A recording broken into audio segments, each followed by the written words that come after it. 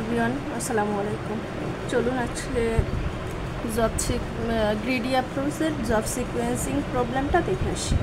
আচ্ছা, job sequencing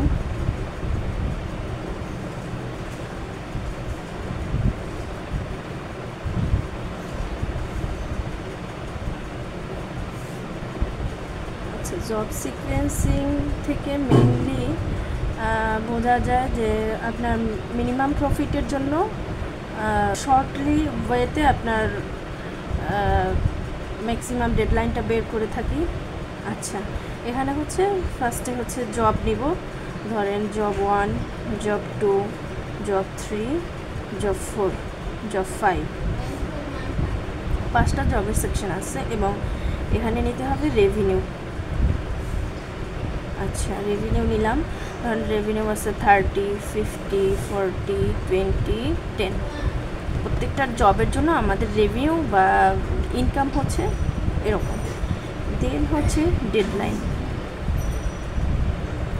আচ্ছা, এখন ডেডলাইনের জন্য ধরেন ফার্স্ট জবের জন্য আপনি 3 আওয়ার কাজ করলেন, সেকেন্ড জবের জন্য 1 আওয়ার, থার্ড জবের জন্য 2 আওয়ার, দেন হচ্ছে আবার 1 আওয়ার, 2 আওয়ার। এটা আমি জাস্ট অ্যাজাম্পশন করলাম। আচ্ছা, কিন্তু জব সিকোয়েন্সিংয়ের মেইন কাজ হচ্ছে আপনি যখন জবগুলো নেবেন এই রেভিনিউটা সর্টেড অবস্থায় আছে কিনা এটা দেখে নিতে হবে। ধরেন সেটা ডিসেন্ডিং অথবা অ্যাসেন্ডিং যেটাই হোক আপনাকে করে নিতে হবে। তো আমরা সচরাচর ডিসেন্ডিং অর্ডারটা ইউজ করে থাকি। আচ্ছা, এখন আমি এটাকে আগে সর্ট করি। সর্ট করার জন্য নিলাম জব, যেহেতু আমাদের ফার্স্টে হাইয়েস্ট ভ্যালু আছে 50, তো J2 নিলাম, দেন হচ্ছে 40, J3, দেন হচ্ছে 30, J1, দেন হচ্ছে 20, J4, দেন হচ্ছে 10, J5। আচ্ছা, এরকম নিলাম। দেন হচ্ছে আমরা হচ্ছে রেভিনিউটা লিখব। রেভিনিউ হচ্ছে ডিসেন্ডিং অর্ডারে সাজিয়ে যাব 30, 20, 10। দেন হচ্ছে আমরা ডেডলাইনটা সিলেক্ট করে দেব।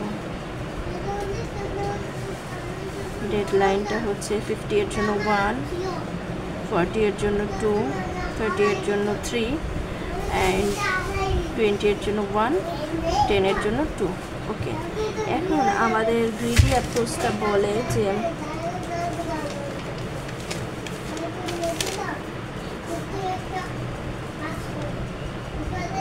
সর্টিং করার পরে আমরা গ্রিডি অ্যাপ্রোচটা চেক করব যে যেহেতু এখানে আমাদের টাইম স্লট দেওয়া আছে বা ডেডলাইন দেওয়া আছে। এখানে ডেডলাইন হচ্ছে প্রত্যেকটা ডেডলাইনের জন্য আমি ধরেন চারটা J1, J2, J3, J4, J5 মানে 5টা স্লট আছে।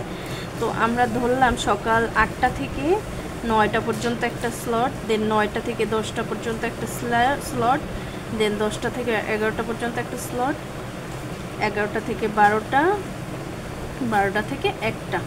হ্যাঁ, এই হলো 5টা স্লট আমাদের। এখন আপনার দেখতে হবে যে কোন স্লটটার জন্য কোনটা অ্যাপ্রুভাল পায়। আচ্ছা, এটা যদি আমরা চেক করি তো ফার্স্টেই আমরা জব 2 এর জন্য চেক করলাম যে এখানে হচ্ছে 1 ঘন্টা কাজ করলে আপনি 50% বা 50 টাকা রেভিনিউ পাচ্ছেন।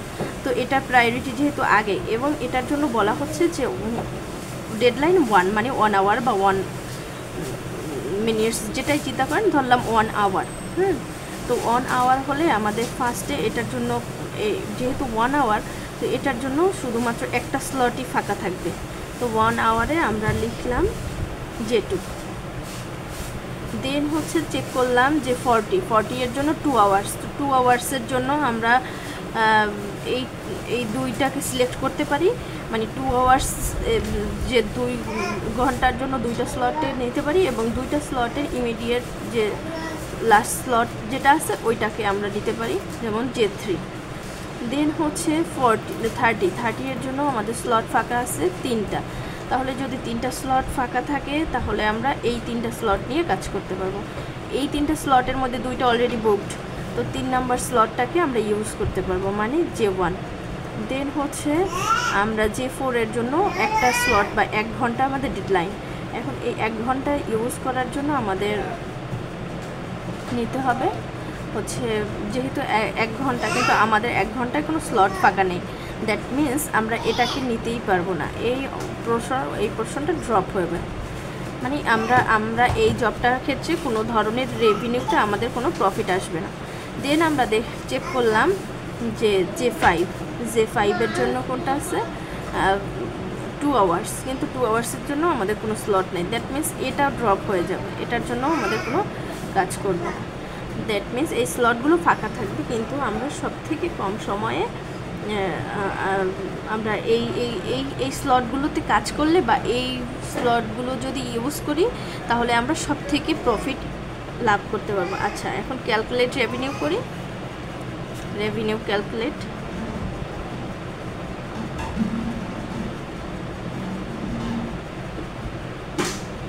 রেভিনিউটা যদি ক্যালকুলেট করি তাহলে হচ্ছে আমরা দেখতে পারবো 50 + 40 + 30, that means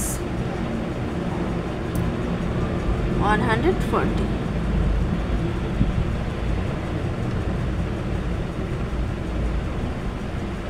সরি 120।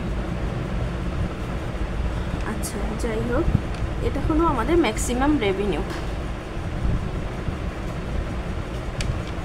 মানে হচ্ছে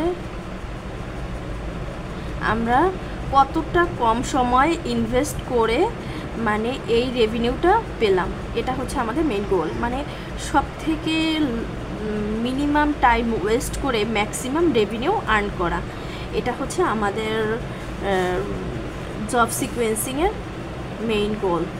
আর এটা হচ্ছে আমাদের যে প্রসেসটা ইউজ করলাম, এটা হচ্ছে গ্রিডি অ্যাপ্রোচের job sequencing process. Thank you সবাইকে, আসসালামু আলাইকুম।